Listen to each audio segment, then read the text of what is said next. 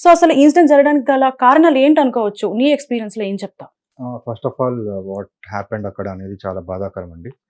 అలా flight take of అయిన కొద్ది సెకండ్స్ తర్వాతే క్రాష్ అయిపోయి 241 మెంబర్స్ ఇన్ ఫ్లైట్. మరి గ్రౌండ్ మీద ఇంకా నంబర్స్ తెలియదు మనకు సర్టెన్‌గా. హుహుహు. అలా జరగడం అనేది ఇట్స్ వెరీ అన్‌ఫార్చునేట్.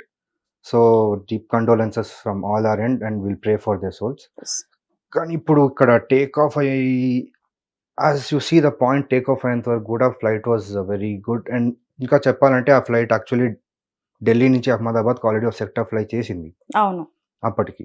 సో, కానీ ఇలా అవ్వడము అది ఏ ఎర్రర్, ఫాల్ట్ అనేది still investigations are going on. As far as we know మనకి బ్లాక్ బాక్స్ అనేది కూడా నిన్నే దొరికినట్టుంది. యెస్. యెస్. సో, దాని గురించి ఇంకా తెలుసుకునే ఛాన్సెస్ ఉన్నాయి. ఇన్వెస్టిగేషన్ అనేది ఇంకా జరగాలి దాని గురించి. బట్ మనం యాస్ ఎ ప్రైమా ఫేసి ఏం జరిగిందని జస్ట్ ఎస్టిమేట్ చేయొచ్చు అంతే. ఓకే. ఓకే. దాన్ని. అంటే కొంతమంది ఏం చెప్తున్నారంటే అహ్మదాబాద్ ఎయిర్‌పోర్ట్ నియర్ బై ఏంటంటే చాలా బర్డ్స్ ఉంటాయి. సో, ఆ బర్డ్స్ వల్ల కూడా జరిగుండొచ్చు అంటున్నారు. అట్లా ఛాన్సెస్ ఏమైనా ఉండొచ్చా?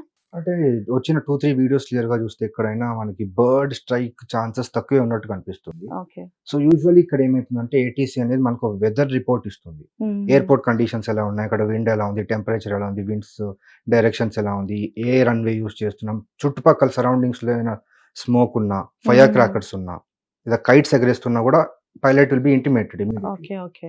కానీ ఇక్కడ యూజువల్లీ బర్డ్స్ ఉన్నప్పుడు బర్డ్స్ ఇన్ ద విసినిటీ అని మీటార్ అనేది ఒకటి ఉంటుంది. దాంట్లో మెన్షన్ చేసి ఉంటారు. హుహుహు. బట్ ఎక్కడ కూడా మీటార్ హిస్టరీలో విసినిటీలో బర్డ్స్ ఉన్నట్టు గాని ఓకే. అలా ఎటు లేదు.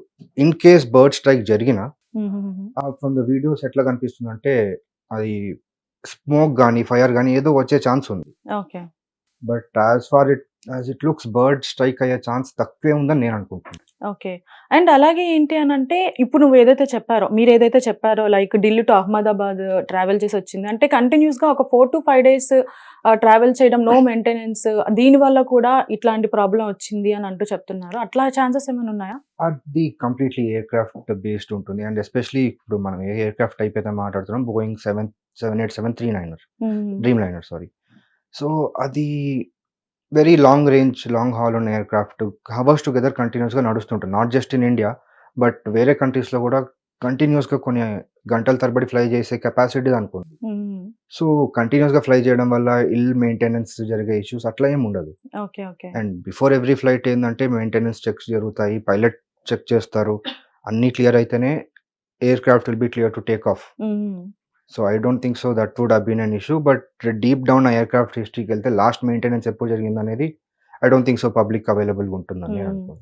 యాజ్ యూ సైడ్ మొత్తం అన్ని టెస్టులు చేస్తారని చెప్పారు కదా! లైక్ ఎవరైతే పైలట్ ఉన్నారో సుమిత్ గారు, ఆయన ఏంటి అనంటే ఫ్లైట్ టేక్ ఆఫ్ అయ్యే ముందే ఇట్లా ఇంజిన్‌లో ఇష్యూ ఉందని చెప్పడం జరిగింది. బట్ దానికి క్లియరెన్స్ ఇచ్చారు. సో, అందుకే 110కి స్టార్ట్ అవ్వాల్సిన ఫ్లైట్ 140కి స్టార్ట్ అయిందంటున్నారు. Is it true?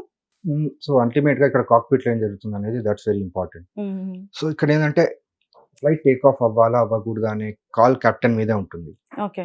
అది completely it's by the rules DGCA గాని, ఇంటర్నేషనల్ ఏజెన్సీస్ కానీ కెప్టెన్ ఏది చెప్తే అదే ఫైనల్. ఒక హుహుహు. ఎయిర్‌క్రాఫ్ట్ సేఫ్‌గా లేదు అని కెప్టెన్‌కి అనిపించి ఆ ఎయిర్‌క్రాఫ్ట్ టేక్ ఆఫ్ కాకూడదంటే కెప్టెన్ హాస్ ఎవ్రీ అథారిటీ అన్నమాట. ఓకే. సో, దాన్ని కానీయకుండా చేస్తారు. బట్ కెప్టెన్ కూడా సేఫ్‌గా ఫీల్ అవ్వకుండా ఉంటే అంత long flight I don't think so అది ఛాన్స్ ఉండే లైక్ ఈవెన్ మైనర్ ఇష్యూస్ ఏదైనా ఉన్నా సరే if captain felt safe so హుహుహు. టేక్ ఆఫ్ అయ్యే ఛాన్స్ ఉంది. So, okay. కెప్టెన్ అగెయిన్స్ట్‌గా జరిగిందని నేనైతే అనుకోను. ఓకే. ఓకే. ఇప్పుడేదైతే మీరు బ్లాక్ బాక్స్ అని చెప్పారు కదా! సో, అసలు బ్లాక్ బాక్స్ అంటే ఏంటి? దానివల్ల అది ఎప్పుడు యూజ్ చేస్తారు లైక్? సో, బ్లాక్ బాక్స్ అనేది బేసిక్‌లీ ఆహ్, కం దాంట్లో 2 కంపోనెంట్స్ ఉంటాయి. హుహు. ఫ్లైట్ డేటా రికార్డర్ అని ఒకటి, కాక్‌పిట్ వాయిస్ రికార్డర్ అని ఒకటి. ఓకే. సీవీడీఆర్ అంటారు. ఓకే. ఈ 2 కంప్రైజ్ చేసిన మెషిన్ బ్లాక్ బాక్స్. అంటే మనం దాన్ని కామన్‌గా బ్లాక్ బాక్స్ అని పిలుస్తాం గానీ దాని కలర్ ఆరెంజ్ కలర్‌లో లైక్ నియాన్ ఆరెంజ్‌లో ఉంటుంది. Okay. So, it's very easy to find టెయిల్‌లో ఉంటుందది. హుహుహుహుహు. దాంట్లో ఫ్లైట్‌లో జరిగే వాయిస్ రికార్డింగ్ గాని, కాక్‌పిట్‌లో జరిగే వాయిస్ రికార్డింగ్ పైలట్స్ మధ్యలో కమ్యూనికేషన్, ఆ ఫ్లైట్ డేటా ఏ హుహుహుహుహు. టేక్ ఆఫ్ ఏ సెట్టింగ్స్‌లో ఉంది, ఆల్టిట్యూడ్ ఎంతుంది, ఎప్పుడు అవన్నీ గూడా మనకు అర్థమైతాయి. ఓకే. సో, దాన్నే బ్లాక్ బాక్స్ అంటారు. అండ్ అది ఫైర్ గాని, వాటర్ రెసిస్టెంట్‌గా పనిచేస్తుంది. And even such heavy crashes అయినా గూడా హుహుహుహు. మనకి దాంట్లో నుంచి డేటా అనేది అందుబాటులో ఉంటుంది. ఓకే. అంటే మనకి కాక్‌పిట్ వాయిస్ రికార్డర్ అండ్ అలాగే ఏదైతే బ్లాక్ బాక్స్ ఉందో, దీని ద్వారా మనకి అసలు ఏం జరిగింది? ఆహ్, ప ఫ్లైట్ అసలు ఎందుకు క్రాష్ అయింది అనేది మనం తెలుసుకోవచ్చా? హ్మ్. Chances high. High very high chances. Chances ఒక 60-70% ఉందని చెప్పగలను నేను. హుహుహుహుహు. బికాజ్ ఫ్లైట్ డ్యూరేషన్ చాలా తక్కువ ఇక్కడ. ఓకే. ఒక 40 సెకండ్స్‌లో మొత్తం అయిపోయింది. సో, 40 సెకండ్స్‌లో మనకు దొరికిన డేటాతో మనం కంక్లూడ్ చేయొచ్చా అంటే, అగైన్ అది డిపెండ్స్ ఆన్ వాళ్ళ పైలట్స్ మధ్య కాన్వర్జేషన్ బట్టి ఉంటుంది. ఓకే. ఓకే. ఇలాంటి సిచ్యువేషన్స్‌లో ఏం జరుగుతుంటే యూజువల్లీ పైలట్ అనేవాళ్ళు చాలా అటెంటివ్‌గా ఉంటారు. కమ్యూనికేషన్ వెరీ మినిమమ్‌గా ఉంటుంది. స్టెరైల్ కాక్‌పిట్ అంటారు. సో, టేక్ ఆఫ్ అప్పుడు గానీ, ల్యాండింగ్ అప్పుడు గానీ ఎప్పుడైనా సరే and critical phases of the ఫ్లైట్‌లో స్టెరైల్‌గా కాక్‌పిట్ మెయింటైన్ చేసి communication between pilot and co pilot చాలా తక్కువ ఉంటదన్నమాట. ఓకే. ఓకే. సో, అలాంటప్పుడు వాళ్ళిద్దరి మధ్యన మహా అయితే ఒక 2 సెంటెన్సెస్ ఉండొచ్చు. Okay. But we don't know what exactly happened అనేది. అండ్ మెయిన్ థింగ్ ఏంటి అంటే ఫ్లైట్ ఇట్లా ఏదైతే క్రాష్ అయ్యే 30 సెకండ్స్ ముందు మేడే అని చెప్తూ పైలట్ చెప్పడం జరిగింది అని అన్నారు. సో, ఈ మేడే కాల్ ఏంటి అసలు? మేడే కాల్ అనేది యాక్చువల్లీ ఫ్రెంచ్ వర్డ్ మేడే అనే ఒక దాని నుంచి రిఫర్ చేసుకుంటాము. ఓకే. మేడే అనేది ఒక డిస్ట్రెస్ కాల్ అంటారనమాట దాన్ని. డిస్ట్రెస్ అంటే ఏదైనా ఎమర్జెన్సీ ఉన్నప్పుడు అంటే లైఫ్ థ్రెటనింగ్ ఎమర్జెన్సీ ఏదైనా ఉంటే దాన్ని మేడే అంటారు. ఓకే.